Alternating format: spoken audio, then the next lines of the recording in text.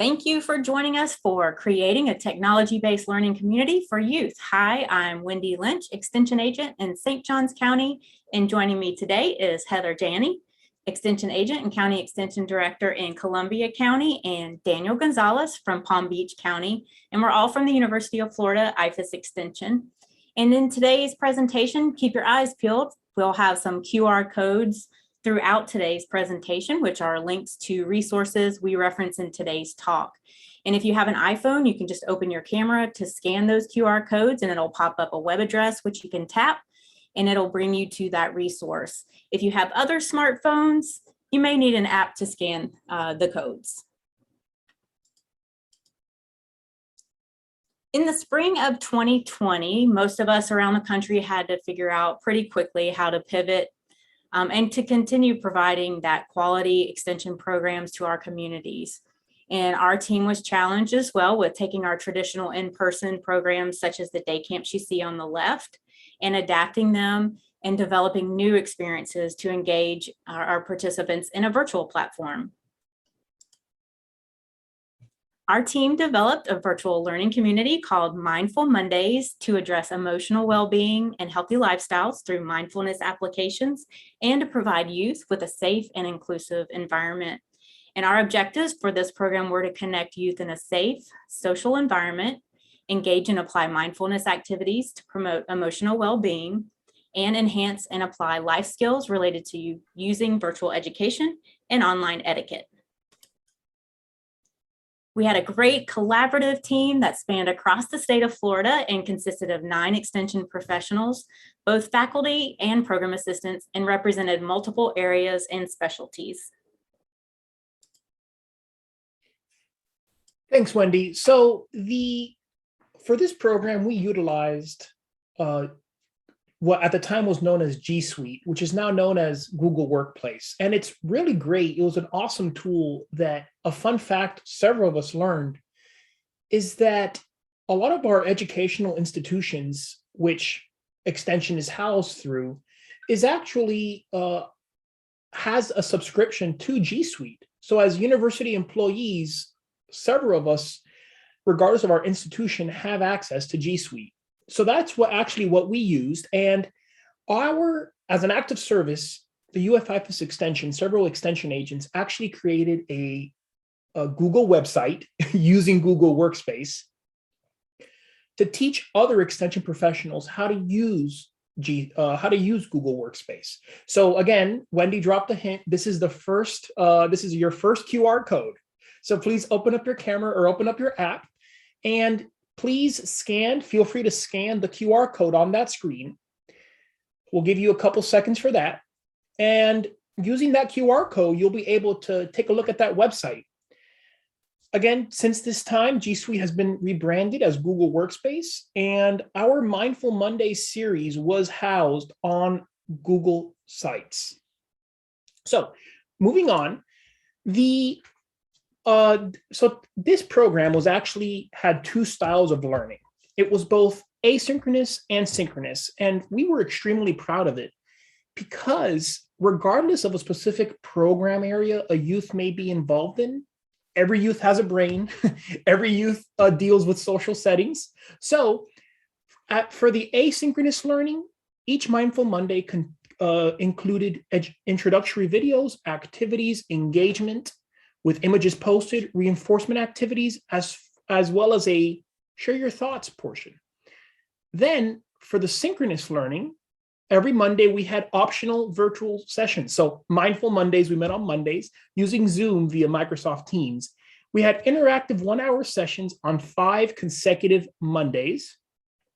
So we have 5 Mindful Mondays, 2 styles of learning, and then we also had over 40 digital learning strategies, which included websites, photos, videos, printable activity sheets, fact sheets, audio recordings, and online educational games. So let's dive into what those 5 Mindful Mondays were.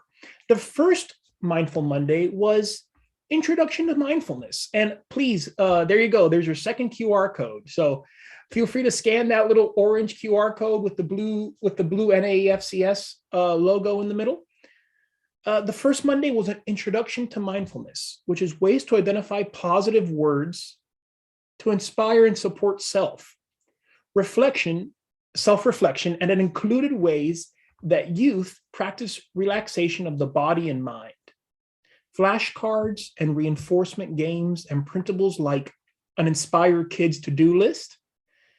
Youth also have an opportunity to share what they had learned as well. Our second week with our second QR code for y'all to check it out was emotional awareness and emotional intelligence, which is something that undoubtedly impacts every youth and every adult in this world. It opened with a mindful minute video and included 3 activities: how to identify emotions, expressing those emotions on paper, and answer questions such as, were the feelings hard to identify? What made you feel that way? What was your reaction to the emotion? How did it make you physically feel? And how did you respond to those around you?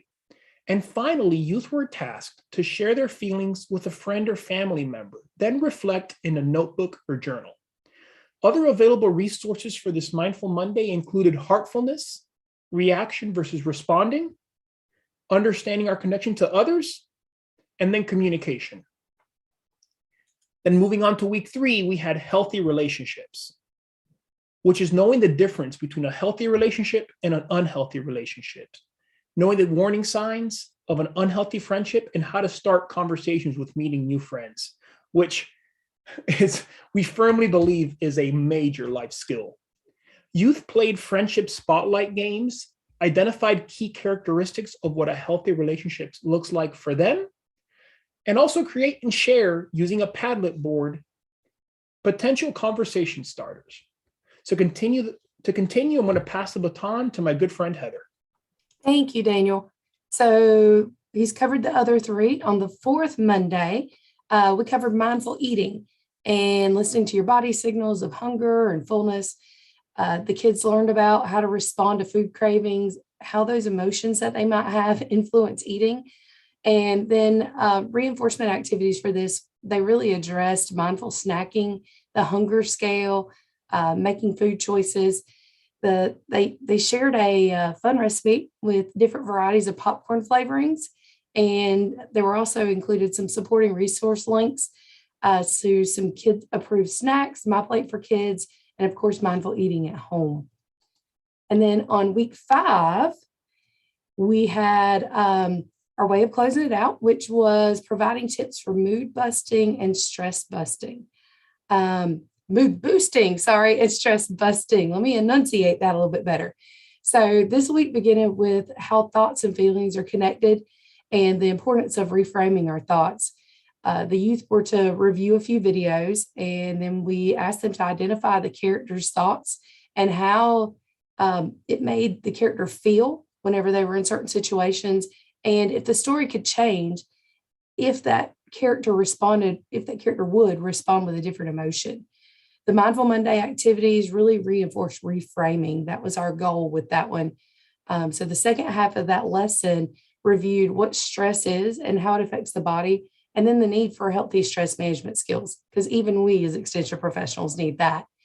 The other activities that were included here were a coloring page with a printable activity and even a glitter stress reliever jar that they could use at home to really have their mindful moment. Our outcomes and impacts, you guys can see here on the screen, we had 194 youth registered for this program, which was fantastic, we felt like, especially during the pandemic. 93 of those 194 actually participated in the live sessions that were on every Monday.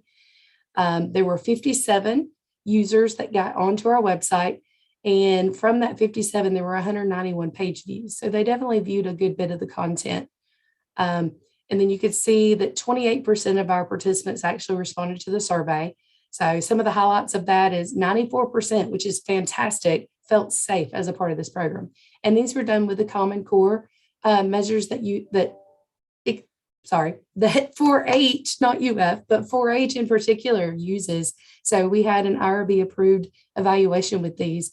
And then you'll see also 73% felt good about themselves, and even 75% felt that these topics that we covered were an important part of who they are as an individual. So we had some really good impacts and outcomes. All right. And so you're wondering all this great stuff, and we put it all together, and how in the world are we going to continue to use this? So we updated this curriculum information, all of this data that we put together for the youth, and we created a school enrichment program. So right now we're working on getting an IRB approved for school enrichment so that we can evaluate a little bit.